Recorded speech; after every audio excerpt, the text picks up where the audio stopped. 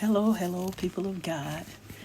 I pray that all is well with you. Just wanted to jump on here this first Sunday of the new year and just kind of tweak your mind about the things that we need to do to grow in the fear and admonition of God, the things that we need to do in our lives that will please Him, the things that we need to do that will make us the best version of ourselves. And the question is, what will it take for us to thrive in 2025? You know, in both gardening and in spiritual terms, planting and harvesting are exciting seasons. Now, planting is the start of an adventure, and harvesting is the product of the hard work of the adventure. It's easy to celebrate new beginnings and hard-earned completions. But one thing that's not as easy and much fun is the pruning process. Now, who wants to acknowledge what's dead and unproductive in our lives?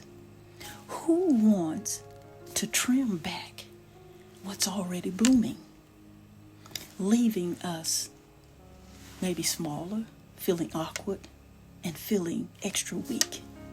Well, we have to realize that pruning is exactly what we need to produce good fruit, because it cuts off every branch in us that bears no fruit, while every branch that does bear fruit, it prunes so that it will be even more fruitful. And that's kind of a version from the John 15 and 2 NIV version. But listen, saints, Jesus mentions two separate actions in this process. He mentions cutting off what's dead and pruning fruit. Now, cutting out or off what's dead, it makes sense. It's extra weight, it's unproductive, it's blocking sunlight, and it's stealing good energy from branches that could thrive. But without proper context, pruning fruit feels backwards. However, the purpose of pruning isn't to disable something, but it's to revitalize it. If a branch is weak or diseased, it could only damage itself, but the surrounding trees as well can be damaged. Without pruning, both the tree and the life surrounding it can never reach its full potential. Pruning, saints, it creates room for more growth. Pruning, it stimulates production. Pruning, saints, it keeps the plant or us as people strong. God is a good gardener. He wouldn't be a good gardener if He left us to ourselves, overgrown, ineffective, and full of dysfunction.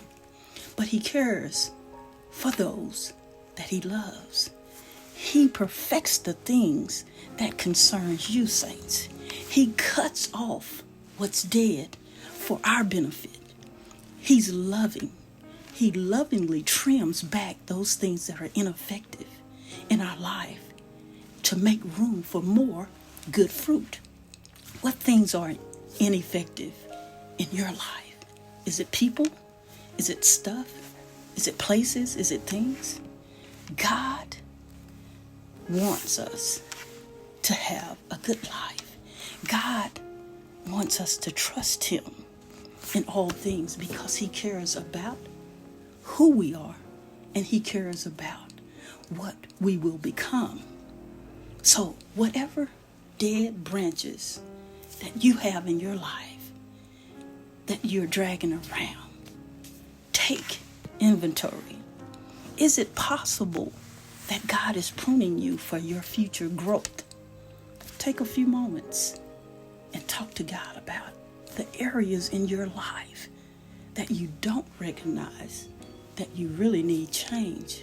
And I promise you, He's there for the asking. Again, saints, What will it take for us to thrive in 2025, being the best version of ourselves that God has called us to be? God bless you, and thank you for listening, and Happy New Year to you.